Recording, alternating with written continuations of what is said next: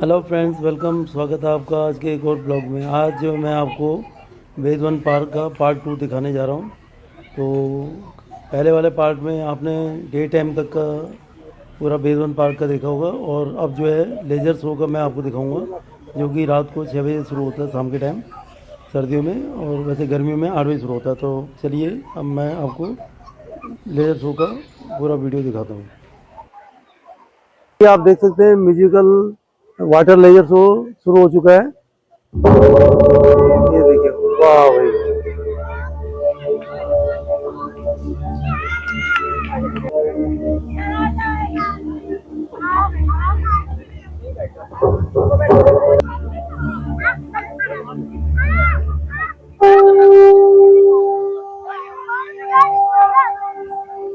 मैं भारत हूँ, यहाँ पधारे समस्त आगंतुकों का हार्दिक स्वागत है।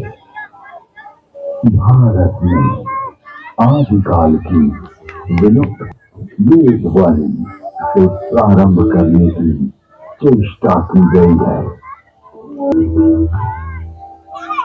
वेद परम पिता परमात्मा की पवित्र वाणी है, जो सृष्टि के प्रारंभ में मानव मात्र के कल्याण के लिए अग्नि, वायु, आदित्य, अंगिरा इन 4 ऋषियों के पवित्र अंतःकरण में उद्भूत हुई। तत्व ज्ञान की दृष्टि से वेद एक है, किंतु विषय विभाग की दृष्टि से इसे 4 भागों में बांटा गया है। ऋग्वेद, यजुर्वेद, सामवेद और अथर्ववेद। ऋग्वेद में ज्ञान का विषय, यजुर्वेद में कर्म का विषय, सामवेद में उपासना का विषय। विश्व साहित्य का प्राचीनतम ग्रंथ आचार विचार और कर्तव्य आदि को जानने का स्रोत वेद है। भारतीय दर्शन, साहित्य, ललित कला, संगीत, ज्योतिष, ज्ञान विज्ञान वेदों में है। वस्तुतः वेद संसार के समस्त पदार्थों का बोध कराते हैं। वेद के भाष्यकार आचार्य सायर कहते हैं, इष्ट की प्राप्ति एवं अनिष्ट के परिहार के अलौकिक उपाय को बतलाने वाले ग्रंथ वेद हैं। सबके द्वारा पूजनीय और यजनीय परमात्मा से ऋग्वेद, यजुर्वेद, सामवेद और अथर्ववेद प्रकट हुए हैं। ऋग्वेद के मंत्र दृष्टा ऋषि कहते हैं, तस्माद् ज्ञातस्वरुका ऋचा सामानि जगिरे छंदांसि जगिरे तस्माद् तेजस्तस्माद् जायते। ऋग्वेद, जिसके द्वारा विभिन्न देवताओं की स्तुति की जाती, उसे ऋग कहते हैं। ऋच्यते स्तूयते अन्य इति ऋग। इस प्रकार की ऋचाओं के संग्रह का नाम ऋग्वेद है। ऋग्वेद विश्व साहित्य का प्राचीनतम ग्रंथ है। ऋग्वेद में 10 मंडलों में 1028 सूक्त में 10,600 मंत्र हैं। यजुर्वेद, यजुर्वेद में कर्मकांड का प्राधान्य है, जिसकी समाप्ति अनियत अक्षरों वाली है, अथवा जो गद्यमय है उसे यजुष कहते हैं। अन्यताक्षरावसानो यजुर। यजुर्वेद के 2 भाग हैं, शुक्ल यजुर्वेद एवं कृष्ण यजुर्वेद। शुक्ल यजुर्वेद में 40 अध्यायों में 1975 मंत्र हैं। कृष्ण यजुर्वेद गद्यात्मक है। सामवेद गीत ही साम है। गीतेषु समाख्या। संगीत का मूल उद्गम सामवेद है। सामवेद के दो भाग हैं, पूर्वार्चित एवं उत्तरार्चित। सामवेद में 1875 मंत्र हैं। अथर्ववेद अभिचार मंत्रों का ज्ञान अथर्ववेद में है। इसमें आयुर्वेद का विस्तृत विवेचन हुआ है। इसकी शौनक शाखा में 20 कांडों में 730 सूक्तों में 6000 मंत्र हैं।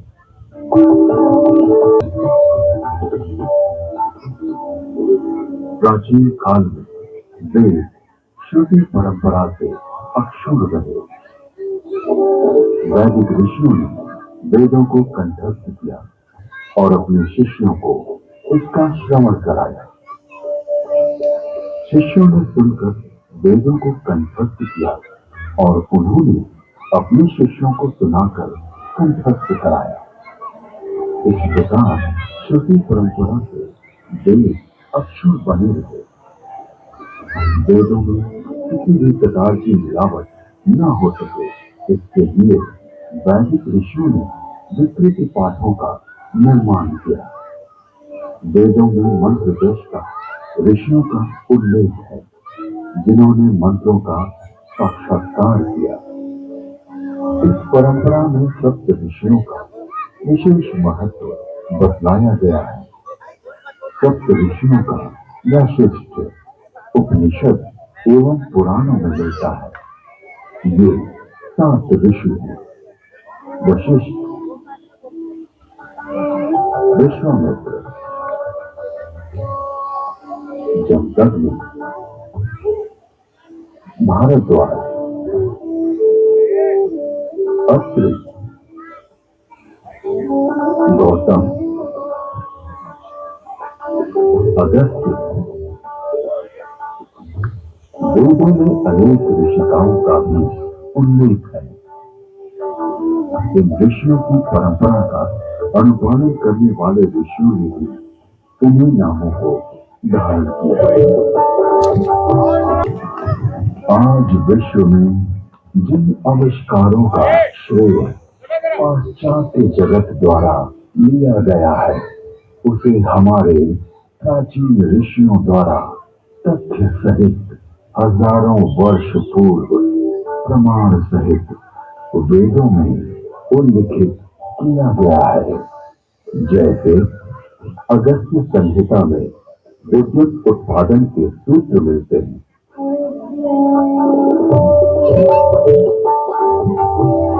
एक मिट्टी का पात्र लें, उसमें ताम्र पट्टी का कॉपर शीट डालें तथा शुद्ध ग्रीवा प्रॉपर सल्फेट डालें। फिर बीच में यूनिकास्ट 500 वेट सॉडस्ट लगाएं। ऊपर पारा, मर्क्यूरी तथा 10 लौह रिंग डालें। इस तारों को मिलाएंगे तो उससे मुद्रावरण शक्ति इलेक्ट्रिसिटी का उदय होगा। अगस्त्य संहिता में विद्युत का उपयोग इलेक्ट्रोप्लेटिंग के लिए करने का भी विवरण मिलता है। अतः अगस्त्य को कुंभोधव बैटरी बोन भी कहते हैं। 100 कुंभों उपरोक्त प्रकार से बनी तथा श्रृंखला में जोड़े गए 100 तेलों की शक्ति का पानी पर प्रयोग करेंगे तो पानी अपने रूप को बदलकर प्राणवायु, ऑक्सीजन तथा उदान वायु, हाइड्रोजन में परिवर्तित हो जाएगा। कृत्रिम स्वर्ण अथवा रजत के लोक को सत्कृति कहा जाता है। लोहे के पात्र में सुषक्त जल तेजा का घोल इसका सानिध्य पाते ही यवक्षार सोने या चांदी का नाइट्रेट ताम्र को स्वर्ण या रजत में ढक लेता है। स्वर्ण से लिप्त उस ताम्र को शाककुंभ अथवा स्वर्ण कहा जाता है। आधुनिक नौका चलन और विद्युत वहन, संदेश वहन आदि के लिए जो अनेक बारीक तारों की बनी मोटी केबल या डोर बनती है, वैसी प्राचीन काल में भी बनती थी, जिसे रज्जु कहते हैं। 9 तारों का सूत्र बनता है। 9 सूत्रों का एक गुण, 9 गुणों का एक पाश, 9 पाशों से एक रश्मि और 9, 8, 7 या 6 रज्जु रश्मि मिलाकर एक रज्जु बनती है। आकाश में उड़ने वाले गर्म गुब्बारे।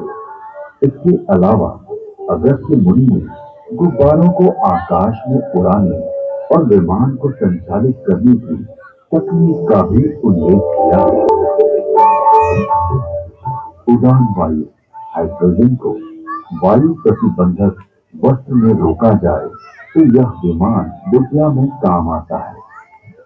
यानी वस्त्र में हाइड्रोजन पक्का बांध दिया जाए तो उसमें आकाश में उड़ा जा सकता है। वायु पर उसी तरह चलता है जैसे जल में नाव चलती है। तत्पश्चात उन काव्य पंक्तियों में गुब्बारों और आकाश छत्र के लिए रेशमी वस्त्र सुयोगी कहा गया है, क्योंकि वह बड़ा लचीला होता है। वायु पूर्ण वस्त्र। प्राचीन काल में ऐसा वस्त्र बनता था जिसमें वायु भरी जा सकती थी। इस वस्त्र को बनाने की निम्न विधि अगस्त्य संहिता में। पृथ्वी का सूर्य की परिक्रमा करने का वर्णन ऋग्वेद, यजुर्वेद और अथर्ववेद के मंत्रों में मिलता है। यह पृथ्वी घूमती है, अपनी माता अंतरिक्ष के सामने रहते हुए सूर्य रूपी पिता की परिक्रमा करती है। सूर्य कृष्ण की प्रदक्षिणा करती है। ऋग्वेद में जल की उत्पत्ति यानी H2O का उल्लेख है। जल की प्राप्ति के लिए मैं पवित्र ऊर्जा एनर्जी वाले मित्र ऑक्सीजन और दोषों को नष्ट करने वाले वरुण हाइड्रोजन को ग्रहण करता हूं। यजुर्वेद में सूर्य में उच्च जल तत्व यानी हीलियम का संकेत किया गया है। उच्च शक्ति से युक्त हाइड्रोजन जो कि हीलियम के रूप में है, सूर्य में है। सूर्य के चारों ओर गैसों के समूह का उल्लेख ऋग्वेद में है। ऋग्वेद में भी सूर्य की गति और प्रकाशक होने का वर्णन है। सूर्य तो ऐसे वेद से जो कि मनुष्य के ज्ञान से बाहर है, सबको दिखाई देता हुआ सदा चलता रहता है।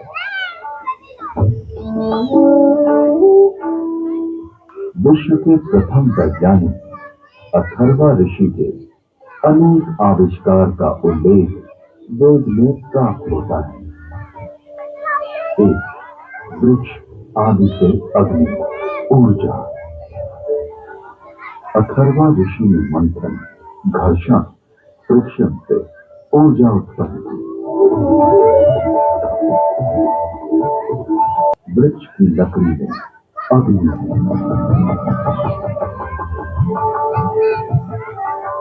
दो पत्थरों की रगड़ से भी अग्नि उत्पन्न होती है।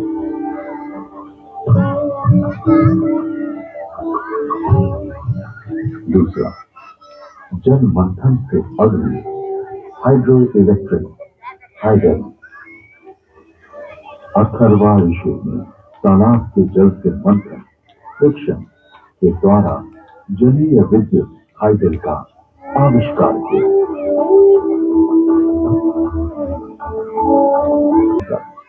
भूगर्भीय अग्नि, पुरुष अग्नि, oil and natural gas.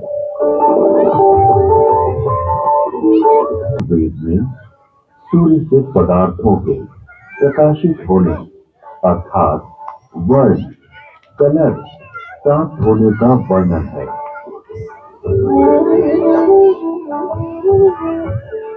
Rigveda में सौर ऊर्जा का स्पष्ट उल्लेख प्राप्त होता है। इसके आविष्कारक वशिष्ठ एवं भारद्वाज बतलाए गए।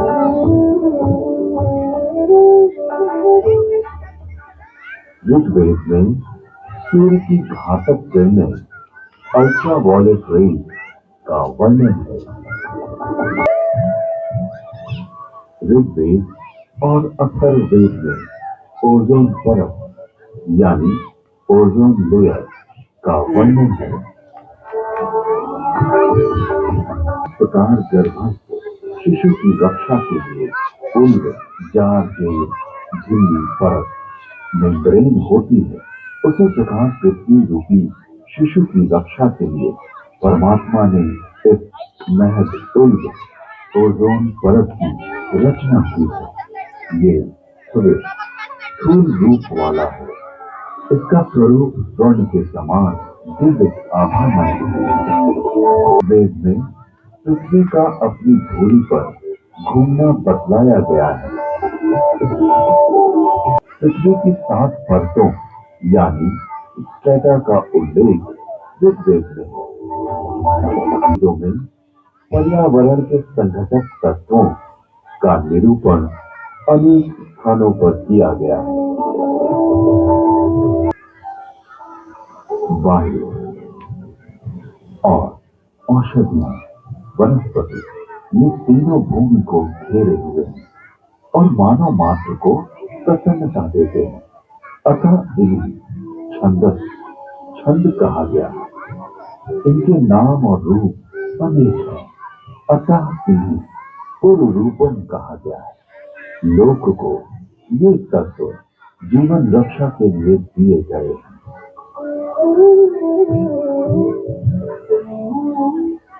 यजुर्वेद में ये स्पष्ट रूप से कहा गया है कि वेद का ज्ञान सभी के लिए है।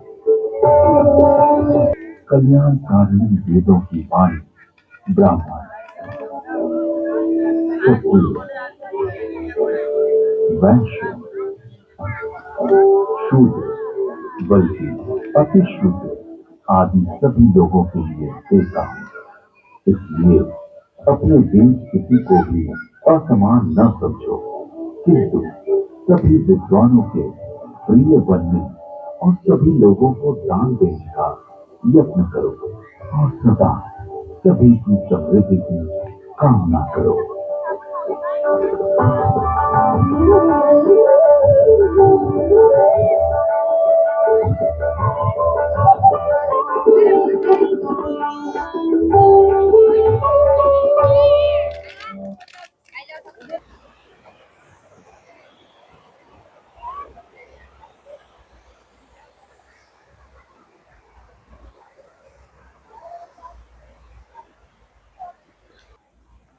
तो मैंने नाइट का भी व्यू दिखा दिया आपको। ये देखिए, मैंने जो समुद्र मंथन आपको दिखाया था डे टाइम पे, अभी नाइट में ये देखो कैसे लाइटिंग के साथ ऐसे दिखाई दे रहा है।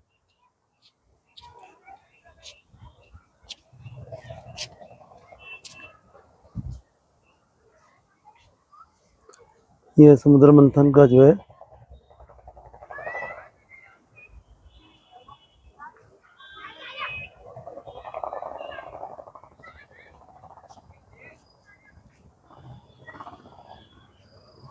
तो कुल मिलाकर अभी हम अपनी पार्किंग की तरफ जा रहे हैं। तो बहुत बढ़िया रहा। सो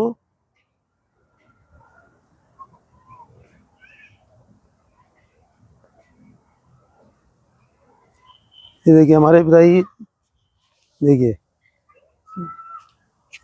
95 ईयर्स के हैं और अभी भी देखिए बड़े आराम से चल रहे हैं।